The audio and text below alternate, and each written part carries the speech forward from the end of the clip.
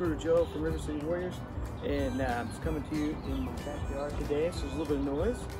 Birds are chirping, neighbors are working, I'm out here too, so hopefully we'll just all get through this together. So I'm going to go over the basic numbering system for the Inosanto system that I study, and that's who I'm directly certified by, is Guro Dan Inosanto.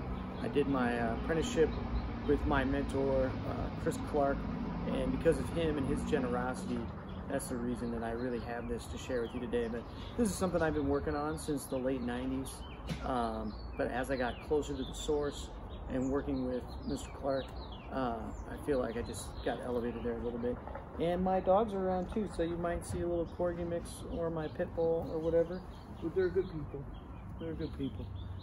So first thing we're going to go over before I go off into the distance and do some footwork is just your basic striking 1 through 5, and then I'll give you some exercises to do with everything, and I'm going to try not to hit my dog.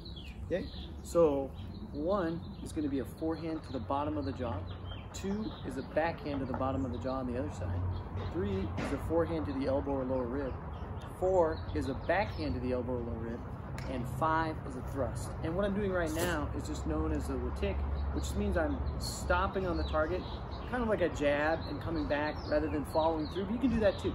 Okay, so 1, 2, 3, 4, 5. That's it. 1, 2, 3, 4, 5. You notice I'm not static like this either. I'm trying to put a little English, little body motion into the strike. That's it. Okay? So if the other thing I want you to key on, this is a big key detail, and if you watch anything on YouTube, this is a major red flag, because a lot of people will swing like this with I've seen the elbow all the way up like that, or it'll be wide, or they'll be doing combinations with a partner, and the object will be up here in the sky somewhere. Because the natural inclination is that when you try to hit the head, your hand's got to be level with it. And that's actually not the case. What you want to do is see my arm is inside with the silhouette of my body, and my hand is going to punch down towards the navel. But this is still on target with my own chin.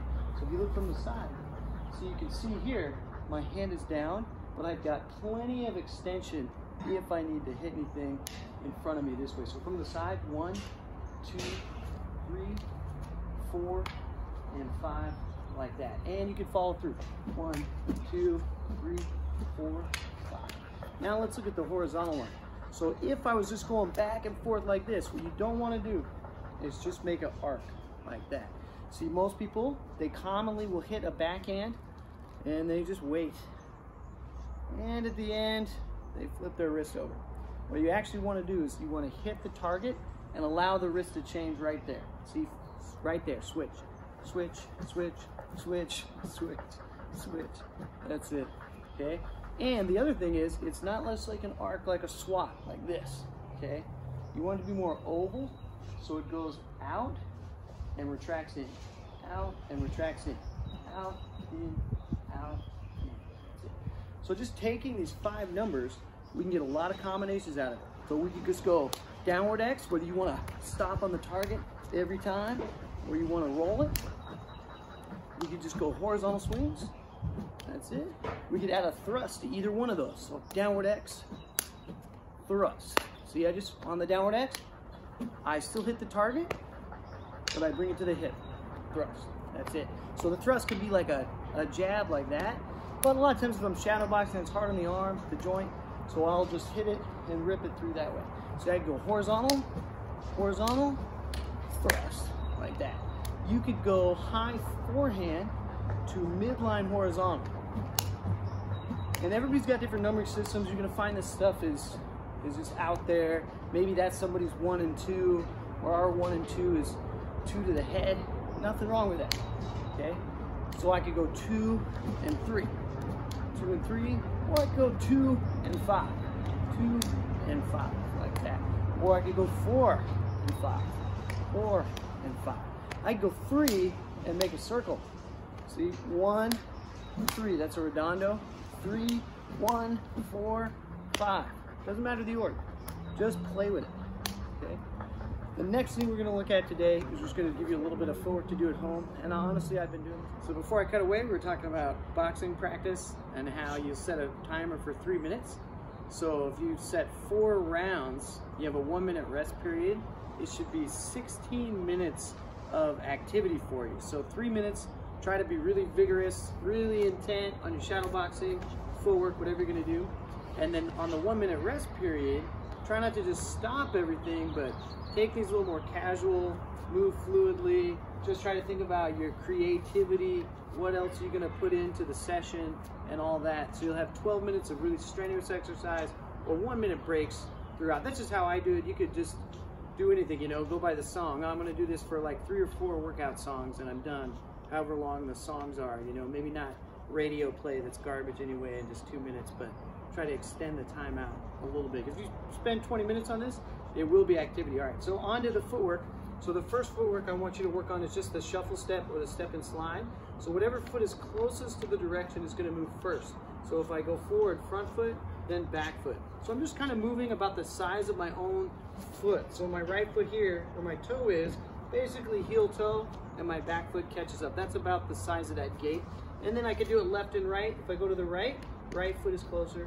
So right foot's gonna move first. Go back to the left, left foot's closer. Okay, then you have male triangle. So if the triangle is this way with the point at the top, I'm gonna step to the top of the V and then back like that. That's it. Female triangle, the V is gonna be open with the point at the bottom. So I'm gonna bring my feet back together and then go forward. And this could be like square in like a straight line, like maybe somebody's coming in, I just need to clear this, and I just wanna move my leg out of the way. That could be a thing. Or I could maybe, I swung over here and I'm cutting the angle for a hit to try to get some power on it, and also maybe evade and lihis. Lihis is the Kali term for dodge that we use in Filipino martial arts, just to get out of the way and buy that space a little bit, get off center from relationship to the other person. And you could use the male triangle the same way. It could be more angulated, okay? Then a simple one is just walking forward and back, which we just call step through and drop back. When I walk forward, it's kind of like I'm on railroad tracks. So I don't want to bring my feet together that casually like Arthur Murray dance steps. I just kind of want to keep a squat this way. And sometimes for weaponry, I can move back, but because I'm hitting here, I actually don't change the shoulder orientation. So the hips are moving, but not the upper body this way. See, that way this is always close to the target, never out of place. See, if I do it more like boxing, changing leads, I could hit here, but now when I step back, now this is far away from the target, and this hand is actually now the lead hand. So sometimes in bladed striking, whatever weaponry it is, you keep that shoulder orientated forward like that. That's it. Okay, and then the last one is the quarter pivot turn, where you just turn in 4 quadrants. I'm keeping my main foot here rooted, and I'm just pivoting around it, just like there's like a nail through it here, and you go both directions. So if this looks like boxing footwork to you, it's because there's tremendous commonalities when it comes to any kind of weaponry, Kali system, and boxing. In fact, a lot of modern boxing, like particularly our stances, comes out of Filipino Panatukan, dirty boxing, and Kali with the weaponry work itself. And we'll go more into that maybe later. So if you just take the numbering system that we did earlier, 1, 2, 3, 4, and 5, 1, 2, 3, 4, and 5, you can start to shadow box that fluidly. We mixed up the lines a little bit while I do the footwork. So maybe just horizontal swings, male triangle, downward X, female triangle.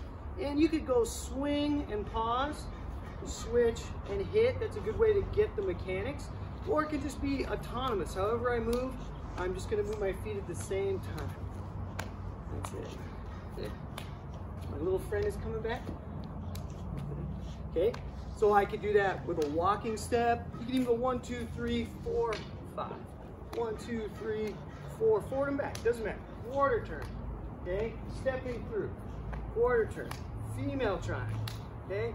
Male triangle, upward figure eight, high to low, doesn't matter. Just play with it, just have fun, okay? If you're working on change of directions, anytime the foot is planted, go ahead and allow yourself, you can do a quarter turn anytime. And I'll show you how to do one more thing on that triangle footwork. So if I'm doing the male triangle, See, my right foot is closest to the direction. So you can switch with either leg, but when my right foot comes in, that's when I'm gonna turn to my right. Right foot comes in, turn. I'll do it again. I'll come back to the left. So when my left foot comes in, I'm gonna turn back forward. That's it. So you watch this left foot again. Left foot comes in, turn. That's it. Right foot comes in, turn. Okay? And you can combine that with the walking, any kind of footwork here. Okay, so the last thing I wanted to touch on, that's plenty to play with, whether you're starting out or you have some experience, but is just the value in the upward figure eight. Okay, I'm just gonna share one little secret today. So if you take two things from me, and even if you're not in our system, I would really work on striking this way. I don't want to see anybody else on YouTube doing this anymore. Okay, no overhead swings. Just keep it clean down the center. Okay, and then in regards to the upward figure eight, I can go to the elbows. See, it looks kind of like an infinity sign on the side, but my shoulders are square. So if I want to hit the chin, now what I'm going to do is turn my palm in like an uppercut, turn my whole body, and now I don't need flexibility. I can hit the center line. Turn, I hit the center line. And this was always taught to me that this is one of the old secrets, because out of the figure eight comes every counter and possible deflection. So you imagine I hit something, and now a forehand is coming in. I can convert this into an inside sweep block this way, or maybe I hit with my forehand, and now something's coming in.